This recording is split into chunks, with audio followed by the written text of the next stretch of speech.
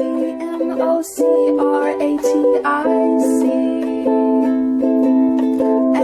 you need to know about the Vigo Dem Party. So sit back, relax, and watch from anywhere.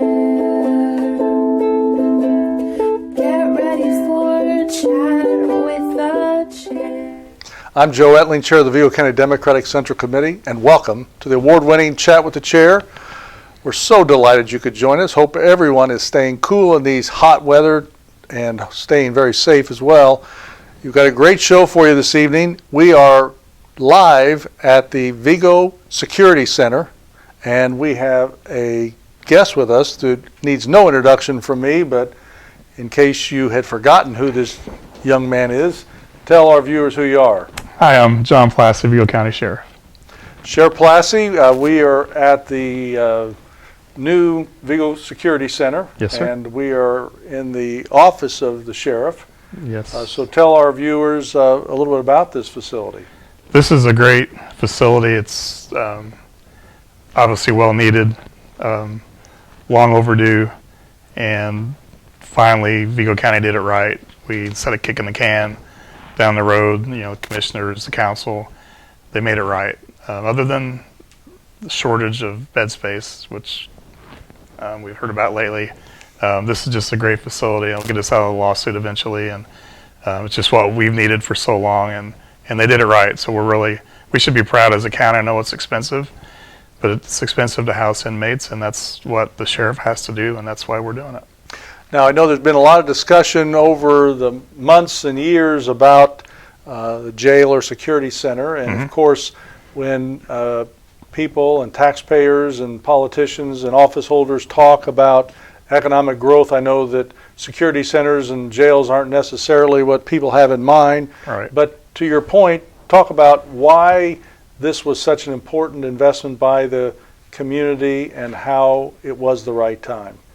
Well, just to me, it's kind of embarrassing when you have a judge telling you what to do and you're not doing the job that you're elected to do.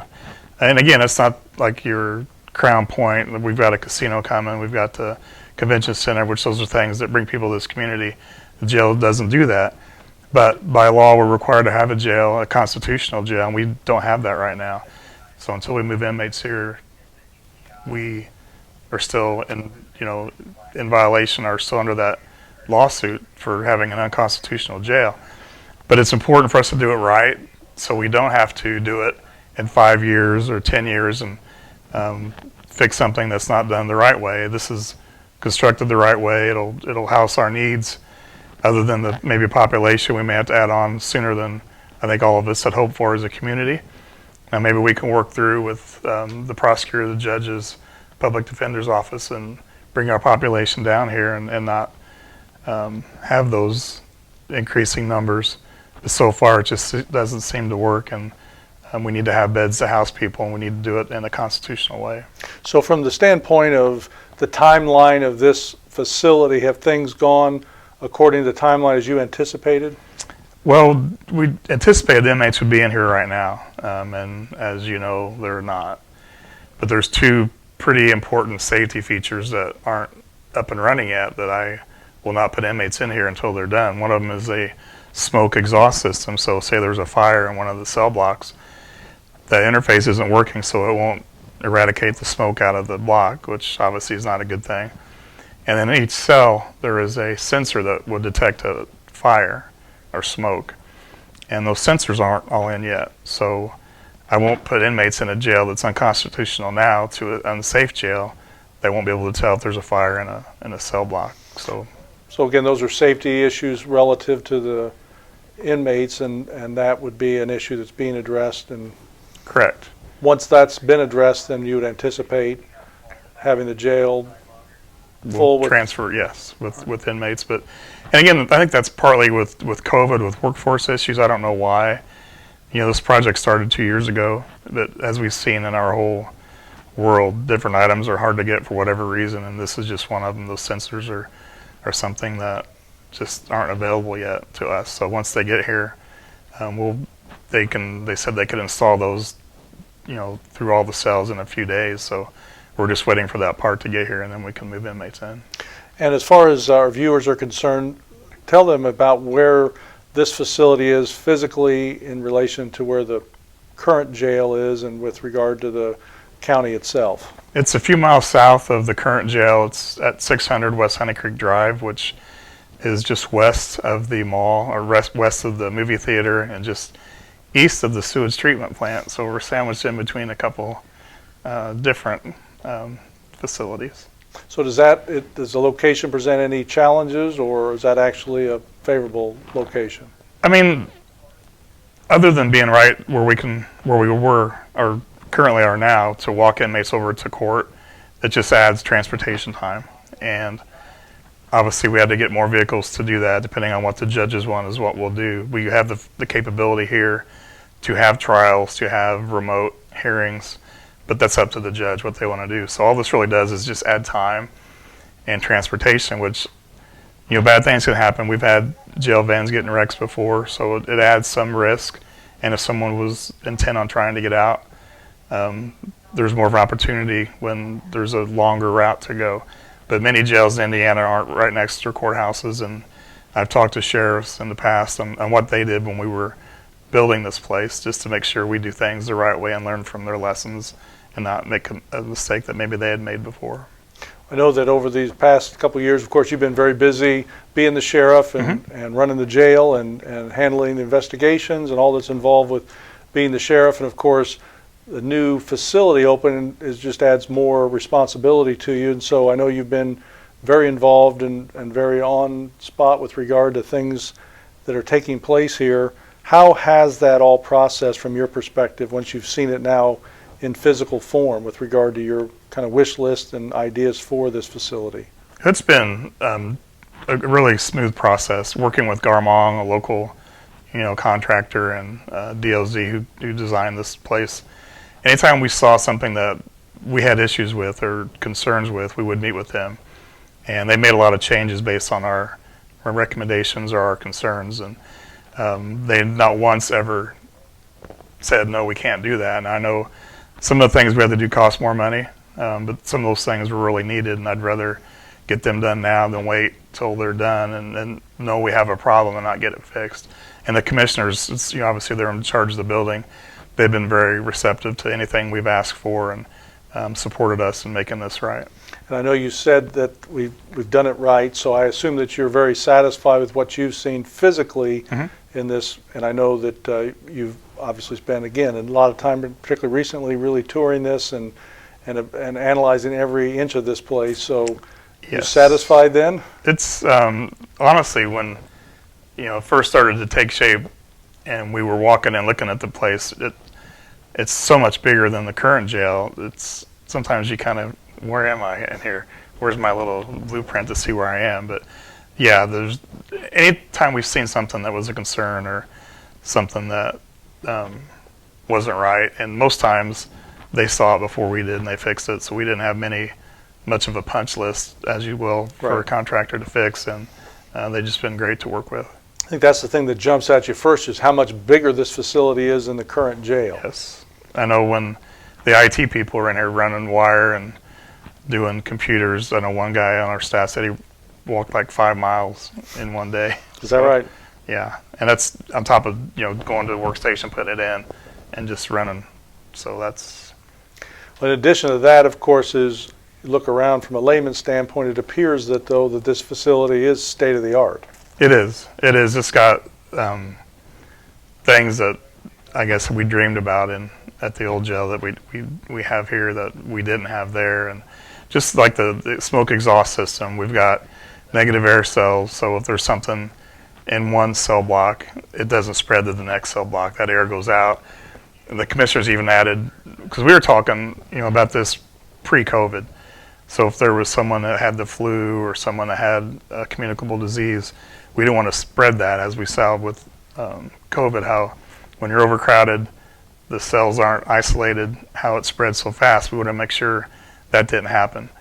So we've got the negative air system, but it's also got UV filters upstairs, so when the air goes out, before it gets circulated back in, it gets UV filtered, so it kills 99.9% of any kind of a germ that there would be. So it really has things that are so much easier, like water, for example. If an inmate is abusing the water, and sometimes they like to just flush, we can limit by a computer screen how many flushes they can do a day, what amount of water they can flush, Wow. How much they could use for a shower, so people won't be able to abuse as they currently do now. And if you see my old office, you saw on the roof where it has flooded before. That won't happen here. Number one, because the cells are not over our offices, but we can still control that by a push of the button, and they don't have to go in the current jail and just go in and turn off the water. Now they can just push a button and it limits that. Wow.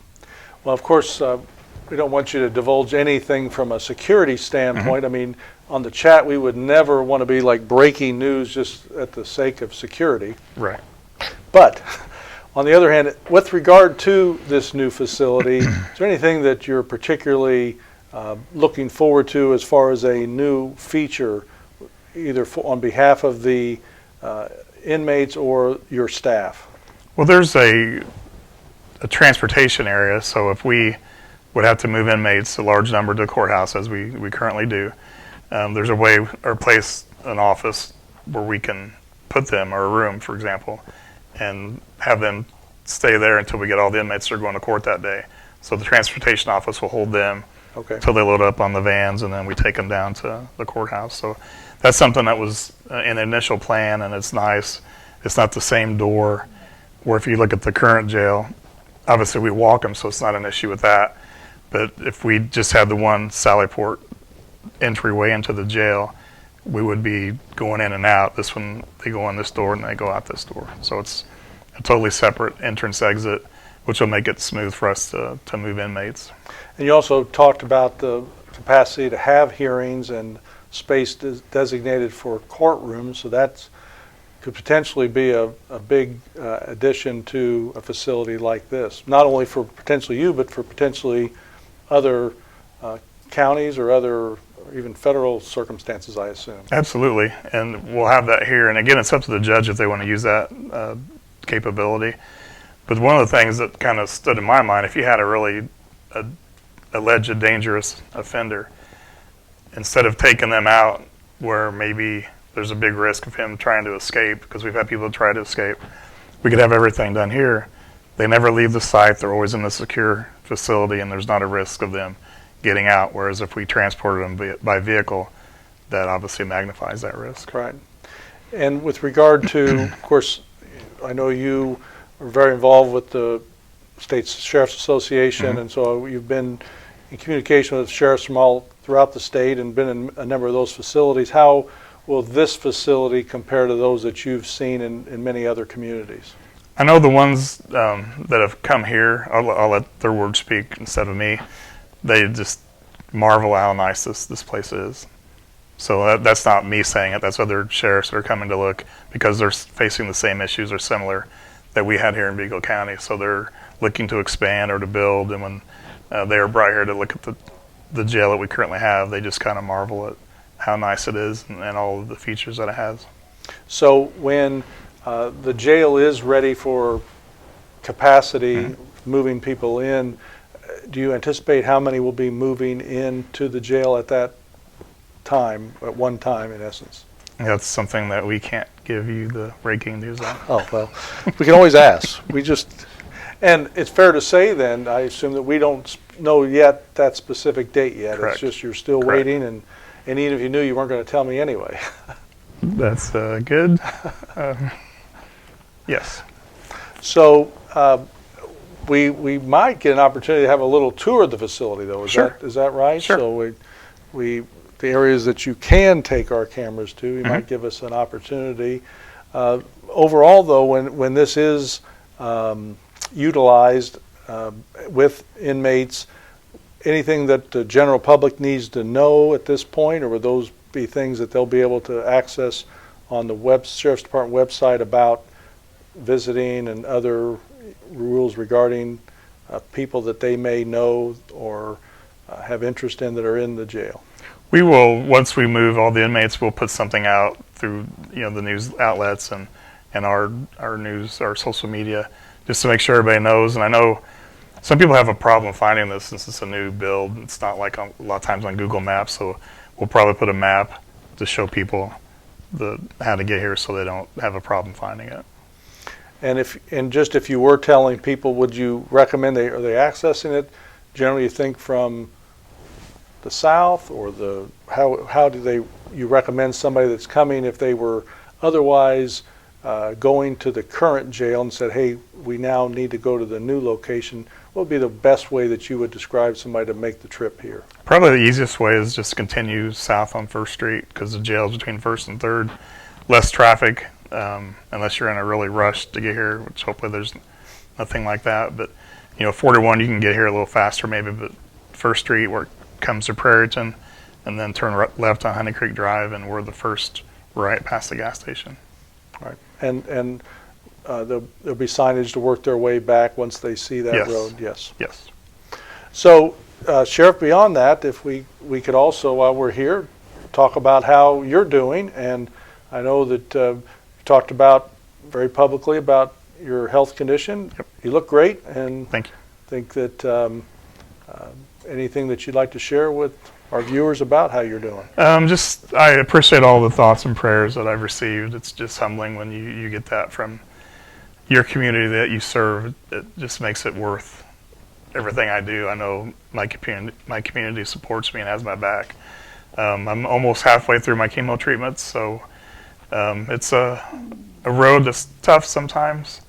It kind of shows you how tough you are or you aren't. Chemo's no joke, and I don't want to make light of it, because it's, a lot of people are going through chemo, and I see them when I go for my treatments, and it takes a lot out of you. But I've been fortunate to continue to work as I'm going through this. Again, like I'm halfway through, you hear different stories. The more you go, the harder it is on you. So I've seen some of that a little bit. I've had to postpone a couple treatments because my platelets were low, and then over the 4th got COVID, so that pushed me back another couple of weeks. But I'm good now. I'm back. Obviously, I'm back here at work today, and just looking forward to get through the rest of my chemo and then have surgery and recover from that. And hopefully I won't be as good as I once was, but as good as I was once. If that makes sense. Sheriff, I've known you a long time. We both probably, going back to high school days, have stories on one another that the statute of limitations, I think, is run on. But that's good. I think I vowed not to tell them on you, so I expect the same in return. But yes, you, needless to say, had a distinguished career as a police officer, and then obviously served the community as the chief of police, and of course, very decorated career in the military. Served a term here as sheriff. Why in the world would you not just hang it up, and why you want to run for sheriff again? 4 years, it may seem like a long time, but you really don't get a lot done when you take an office for 4 years. The government sometimes works slow to get things done, and I think we've made an impact here in our community. We've added 2 new deputies. We got approval from the council. We had a grant for $875,000 from the government to help pay for those deputies. So we've added 2 more guys on the road, keeping this community safe. We've implemented body cams, which is show our transparency. So we have nothing to hide. We want people to see what we're doing out here. But we implemented a promotion system, which there wasn't one here before I got here. We started doing evaluations on our mayor deputies, which were never done before I got here. So there were a lot of things that needed attended to, and I, with my team, have worked to fix those, and there's just some stuff that we still need to do. The top of that list is accreditation. I want to get this agency accredited in the state of Indiana. There's only a few sheriff's offices that are. There's very few police departments that are. Terre Haute City is one, and ISU is one, and we need to be in that fold with them. And that just makes all our policies up to date. It makes us a better agency. And there's just more for me to do. I've not done serving my community yet. Now my health, again, I fully anticipate a recovery from this and to continue on. Now down the road, if something happens, we don't know what our future holds. But as long as I'm able to serve, I'm willing to serve, and I want to serve this community.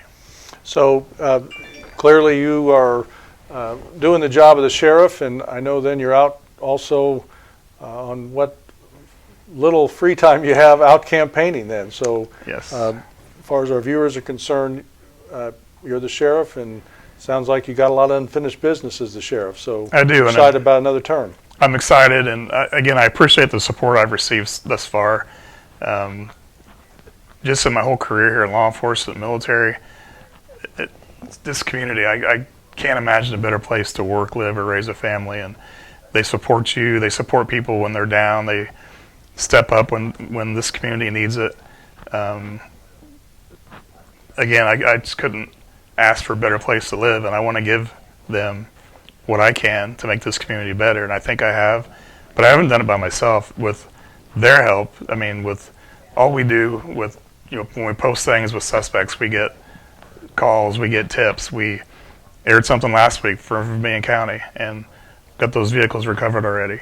So this community cares. They, most times, even on Crime Stoppers, sometimes we ask to give them a secret number so they're anonymous, and they said, we don't care about the money. They just want to help this community. So who would not want to serve people like that want to do it just because they want to make their community better? And that's, I think it's an honor and a privilege to serve. I was blessed that I was voted to be Vigo County Sheriff 4 years ago, and I will be blessed again this fall when I'm voted in again. And the bad thing, I guess, maybe it's good, is Sheriff in Indiana is limited to 2 terms. So I will be done after 4 more years. Now, there's other things that John Plasse may do, and I know we've had conversations, but no one knows the future. But again, my number one priority now is to make sure this office runs as efficiently and effectively as it can, and we do not lose any service to our public while I'm going through this, and my staff has made sure that we haven't missed a beat. So it's almost like I don't have to come here, which I don't want everybody to know that, because but they've been great. They've stepped up when they need to do stuff, and so I'm just ready to get past this, get healthy again, and then I can be here 100% of the time like I was in the past. That's awesome. Well, you've got a great office here. Anything in particular? Because you've got a lot of awards and plaques and commendations and medals and badges, and anything that your favorite item here that you'd like to show off to our viewers today? I think I've got too much because I've been here too long, if that makes sense.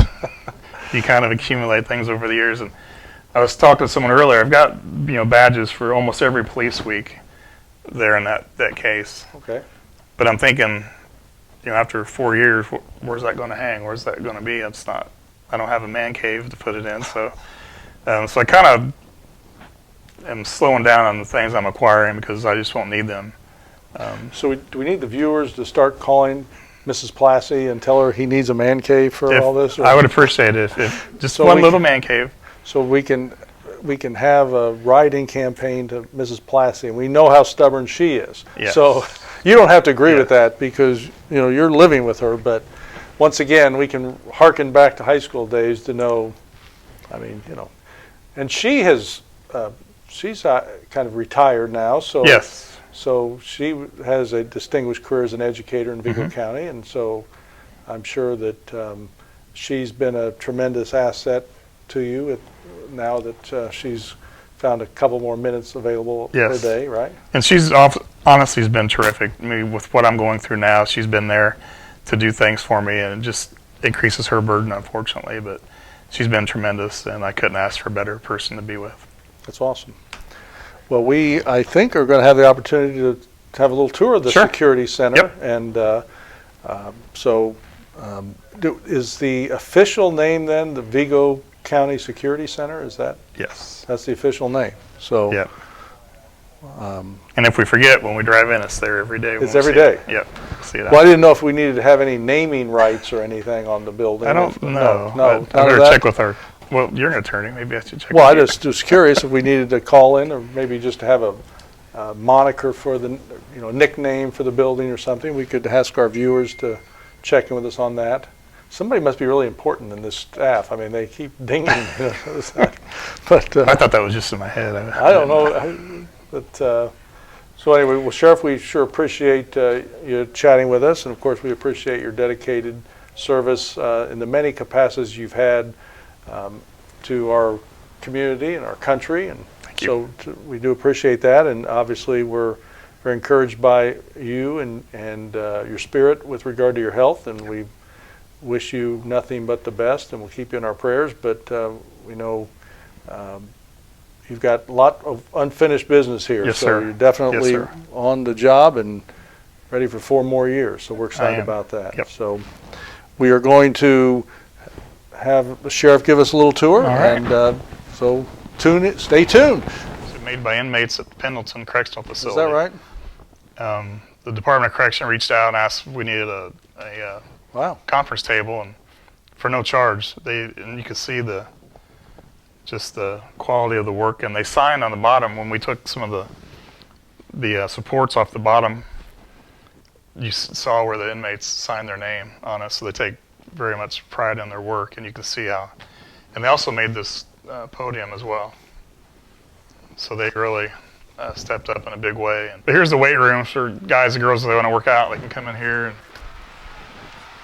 Wow. we didn't Nice. have one at our current jail, so we've got one here. Very nice. Interview rooms are here. And this is a bigger one for family, and the smaller one's over here. So if we had many people that we were going to talk to, and they're all audio and video recorded as required by law.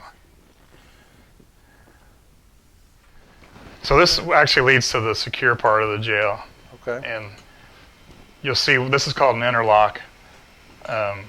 So one door, obviously we're not in here operational, but before this door will open, that one has to close. Now they can override it and control, but most times one has to close before the other one opens. But here's where attorneys will come if they want to meet with an inmate. Instead of, as you know, you have to go upstairs and go all through all kinds of things. Right. That's to the lobby right there. So Okay. you just come right in the lobby, they'll buzz you in, we'll bring the inmate down, and you're there. So we've got 2 of those that hopefully will be sufficient. And then is this just a general waiting area then? Yep. Want to have sure we had plenty of room for people, which I'm sure that's sufficient. So are those face to face? They're just behind Those the- are, yeah. Yep. We don't use that very often, but let's say, because right inside there is a 2 attorney. Right. So if we had to use these, we could use these for that too. I mean, you wouldn't be face to face, but you'd have glass. Class. Yeah. Still using the old phones. I guess I didn't get a deal on a new one. No, but I mean, that's still the technology. Yeah. Surprised. Yeah, I didn't think of it. That's still what they put in there. Yep. Figured I've not seen anything else though, but No, maybe it's because it's durable. Maybe that's why it's not must be. easy to break. So it's probably I had never really. part of it. Because you're not going to find many phones like this anywhere. No. It's interesting that that's still the. Yeah, I guess they had a lot of those left over from payphones they got rid of. So now they Could be sell that, them to jails. but even the design is still like a payphone. Yeah. Oh, kind yeah. of look. So It's not a. it's just, Some things I guess you just don't. Yeah. If it's that good, you don't change it, I right? guess not, but it's. I was curious about how that would be, but that's the same. Yep. So we've got 4 of those, and then the rest of those are video All right. visitation, and there's some over there, and then there's some that's out in the open too. So So do you think that, I mean, a challenge like, obviously any place that's going to get used is going to get some wear and tear, and yep. is there any real thought about the maintenance and, That was a major concern when we were building this, because people, obviously the public was complaining that the current jail wasn't taken care of, and we had looked at getting more employees to do that, and I think they're contracting that out instead of hiring somebody. So we've got somebody here full time that takes care of stuff, and not obviously in the detention area, but all the office area, they take care of that. and with the detention area, I mean, is there any way with regard to the inmates that you can ever anticipate that might be something people might kind of try to keep things as they found Nice. them or not? I mean, that's the thing. It's depends on who's there. Obviously, some people are better than others in anything you have, and We have trustees that help do the common areas, but the actual cells that people are in, they're responsible to take care of that themselves. And obviously we can't force them to do that, but if they choose to live in a nasty area, then that's what they're going to live in. Right. And we can't, make them do manual labor, can't make them clean up. But that's stuff we try to highly encourage. But in your training or other sheriffs that have opened new facilities, have they found anything that's been helpful for them? I know that, typically when new schools are opened and you take pride in your school, Right. et cetera. Right. But anything along those lines that you picked up along the way that might help encourage that it doesn't become something that... I think that's something like you can use incentives to help them keep that area clean. Right. And if they see the people next door getting something because they're cleaning their rooms or cells, then they may, follow suit, Yeah. seeing that I can do that too. So, because it doesn't take much to clean up after yourself. No. Well, this is sure like I said, a state-of-the-art facility. It's very nice. Like I said, Vigo County did it right. Our commissioners and council did it right. It's awesome. Well, any last thoughts for the viewers out there, Sheriff? No, just, this is your jail, and I will say that it's done right. You have nothing to, I guess, worry about other than capacity down the road. But this is state of the art. It has everything that Vigo County needs, and it will get us out of that lawsuit eventually once we get the inmates down here. And as soon as we can get this paid off, then that tax will go away, and we won't have to pay for it anymore. And I know we're all looking forward to that day. Right. Yep. Well, thanks again, Sheriff. This has been another Chat with the Chair. We appreciate you joining us. Everybody stay safe. Yep. God bless you. Have a great night. Thanks. MOCRATIC.